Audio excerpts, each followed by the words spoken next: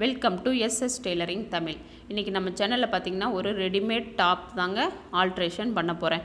பார்த்திங்கன்னா இதில் ஸ்லீவ் கொடுத்துருந்தாங்க. நான் அதை பிரித்து எடுத்து கொஞ்சம் சுருக்கமாக இருந்ததுங்க. அதனால் நான் அயன் பண்ணி எடுத்திருக்கேங்க. இந்த அளவுக்கு அவங்க கட் பண்ணி இப்படி தாங்க கொடுத்துருந்தாங்க. நான் ரெண்டையும் வச்சு பார்க்குறேன். முன் பக்கத்துக்கு அவங்க குடஞ்சி கட் பண்ணியிருக்காங்களா இல்லையாங்கிறதுக்காக நான் வச்சு பார்த்துக்கிறேங்க. ஃபஸ்ட் டைம் நான் வந்து ரெடிமேட் டாப் வந்து ஆல்ட்ரேஷன் பண்ண போகிறேங்க. அதனால் சரி நம்ம பார்த்துக்கலாங்கிறதுக்காக நான் பார்த்தேன். கரெக்டாக தாங்க இருந்துச்சு, குடஞ்சி கட் பண்ணல. நம்ம ஸ்லீவை அடித்ததுக்கப்புறமா கட் பண்ணிக்கலாங்க. இப்போ பார்த்திங்கன்னா இதை நான் எடுத்து வச்சுட்டு நம்ம அளவு பார்க்கலாங்க. இப்போ ஷோல்டரோட அளவு எனக்கு கரெக்டாக 6 இருந்துச்சுங்க. எனக்கு அது போதும். இப்போ உடம்பு சுற்றளவு வந்து எனக்கு 30 வேணுங்க. இதில் பார்த்திங்கன்னா எனக்கு அதிகமாக இருந்துச்சு.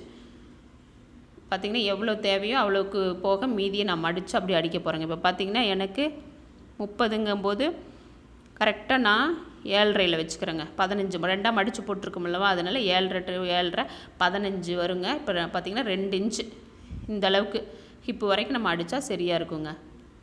இப்போ பார்த்திங்கன்னா ஆம்ஹோலும் அதே மாதிரி நான் குறைச்சிக்கிறேன். மேலே ஆம்ஹோலும் எனக்கு 6 இன்ச்சு போதுன்ட்டு நான் அதோட கரெக்டாக நான் அடிக்க போகிறேங்க. இப்போ பார்த்திங்கன்னா ஸ்லீவ் எடுத்து ஸ்லீவில் எவ்வளோ லென்த் இருக்குதுன்னு பார்த்தா 5.5 6.25 இருந்துச்சுங்க.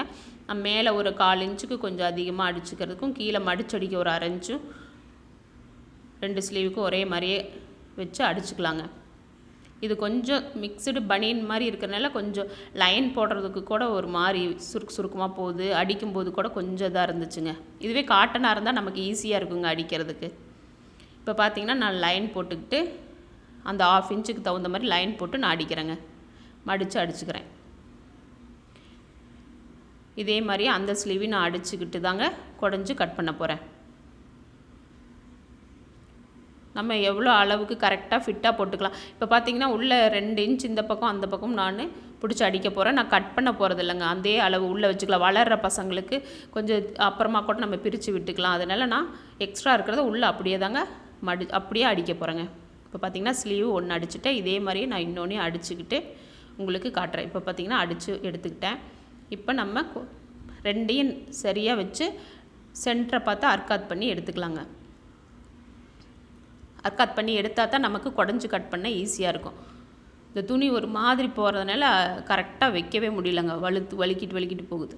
இப்போ பார்த்திங்கன்னா நான் வச்சுக்கிட்டேன். இப்போ 1/2 இன்ச்சு அந்த சென்டராக பார்த்து 1/2 இன்ச் குறித்து அப்படியே 1/4 இன்ச்சில் ஸ்டார்ட் பண்ணி அந்த 1/2 இன்ச்சுக்கு போய் அதுக்கப்புறமா அங்கேருந்து அப்படியே குறைச்சிக்கிட்டு போகிறேங்க.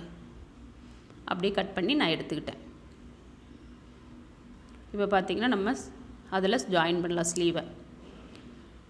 இப்போ பார்த்திங்கன்னா அதை எடுத்துக்கிட்டு இப்போ ஷோல்டரில் பார்த்திங்கன்னா இது உள் பக்கமாக வச்சும் அடிப்பாங்க. நமக்கு வந்து அந்த ஷோல்டர்கிட்ட இருக்கிறது வெளிப்பக்கமாக தெரியணுங்க. சில இதில் பைப்பிங் இருக்கும் பார்த்திங்களா, அது மாதிரி தான் இதுக்கும். இது வெளியில் இருந்தால் தான் அழகாக இருக்கும். அதனால நான் பார்த்திங்கன்னா இப்படி கரெக்டாக சென்டரில் இருந்து எங்கே முடியுதோ வச்சு பார்த்து நம்ம அங்கேருந்து ஸ்டார்ட் பண்ணிக்கலாங்க. நான் மற்றதுலாம் கூட சென்டரில் கொஞ்சம் அடித்து எடுத்துக்குவேன். இப்போ பார்த்திங்கன்னா இதில் நான் எந்த இடத்துல வருதோ அந்த இடத்துல கரெக்டாக வச்சு நேராக தையல் போட்டு எடுத்துக்கிறேங்க. இதே மாதிரியே அது ஸ்டார்டிங்லேருந்து எண்டிங் வரைக்கும் ஒரு தையல் கரெக்டாக அவங்க போட்டிருப்பாங்க பாருங்கள் ஷோல்டரில், அந்த இடத்துலையே நான் போட்டுக்கிட்டே வரேங்க. 2வது தையல் மட்டும் அது பார்த்திங்கன்னா கொஞ்சம் தூக்குன மாதிரி இருக்கும். அதனால அந்த ஓரமாக இன்னொரு தையல் நான் போட்டுக்க போகிறேன். இப்போ ஒரு தையல் போட்டு முடிச்சுக்கிட்டேங்க. இன்னொன்று பார்த்திங்கன்னா அது ஓரமாக அந்த ஷோல்டரில் ஜாயின் பண்ணிட்டு பார்த்திங்களா, அதில் ஓரமாக போட்டு எடுத்துக்கிட்டேங்க. இதே மாதிரியே 2 ஸ்லீவு நான் ஜாயின் பண்ணி எடுத்துக்கிட்டேன். இப்போ பார்த்திங்கன்னா பின்பக்கமாக திருப்பிட்டு நம்மளோட கை சுற்றளவு எவ்வளோன்னு பார்க்குறேங்க.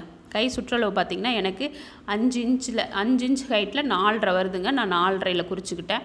ஆம்ஹோல் பார்த்திங்கன்னா எனக்கு 6 இருந்தால் போதும். கரெக்டாக அப்படியே அந்த வளைவில் நான் 6 பார்த்து அந்த இடத்துல மார்க் பண்ணிக்கிறேங்க. கரெக்டாக 6 கிட்ட அந்த இடத்துல வச்சு கரெக்டாக அந்த இடத்துல ஜாயின் பண்ணி எனக்கு எக்ஸ்ட்ராவாக 2 இன்ச் இந்த பக்கம் 2 இன்ச் அந்த பக்கம் 2 இன்ச் பிடிக்கணுங்க. அதனால் நான் 2 இன்ச்சு வச்சு அப்படியே ஹிப்பு வரைக்கும் இது ஒரே ஜாயிண்டாக இருக்குது. அதுக்கு கீழே தனித்தனியாக இருக்குதுங்க. அதனால் கொஞ்சம் ஃப்ரீயாக இருக்கணும். நான் ஹிப்பு வரைக்கும் மட்டும்தான் நான் அடிக்க போகிறேங்க. அது வரைக்கும் அடித்தா அப்படியே வளைவாக எடுத்துக்க போகிறேன். இப்போ பார்த்திங்கன்னா எங்கெங்கே மார்க் பண்ணணுமோ கரெக்டாக நான் அதுலேயே தையல் போட்டு எடுத்துக்கிறேங்க. இதே மாதிரியே தான் நான் அடுத்த பக்கமும் அடித்து எடுத்துக்கிறேங்க. பார்க்கலாம் எப்படி ஃபிட்டிங் வருதுன்னு பார்க்கலாங்க. இதுக்கு மேலே பார்த்திங்கன்னா துணி உள்ள 2 துணியுமே தனித்தனியாக இருக்குது. அதனால் நான் அந்த ஜாயிண்ட் எங்கே முடியுதோ நான் அதோடு அடித்து கரெக்டாக அந்த 2 இன்ச் வச்சு நான் அடித்து ஃபினிஷ் பண்ணி எடுத்துக்கிட்டேங்க. இப்போ நம்ம திருப்பி பார்க்கலாங்க. இந்த பக்கம் நான் அடிச்சுக்கிட்டு உங்களுக்கு காட்டுறேன். இப்போ அடிச்சுட்டு நான் திருப்பிக்கிட்டேங்க. பார்த்திங்கன்னா இப்படி தான் ஃபிட்டிங் வந்திருக்கு. பிடிச்சிருந்தால் லைக் பண்ணுங்கள், ஷேர் பண்ணுங்கள், கமெண்ட் பண்ணுங்கள். நெக்ஸ்ட்டு வீடியோவில் பார்க்கலாங்க.